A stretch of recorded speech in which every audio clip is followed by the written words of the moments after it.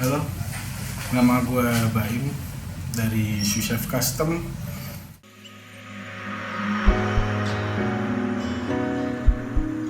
Hari ini, sorry kalau agak kaku ya. Hari ini gue bikin video tutorial cara custom sepatu yang nggak usah dibongkar sih. Cara gampang lah kalau ini. Bisa pakai tangan, pakai alat sol. Gue yakin semua orang bisa bikin asal teliti sih.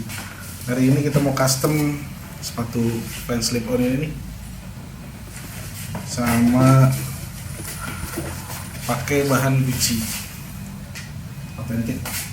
Dari tas ya kita bongkar, ada serial numbernya segala semua masih ada di sini. Sorry blur, salah lensa. Alat yang dipakai gampang, cuma gunting, penggaris, masking tape, pisau potong atau cutter, sama nanti ada alat jahitnya, lo bisa lihat sendiri pas lagi proses ngejahit. Atau lo kalau mau pakai masking tape juga bisa pakai ini buat bikin plastik PVC, tapi lebih gampang pakai masking tape. Ya udah, itu dulu aja introducing dari gue Chef.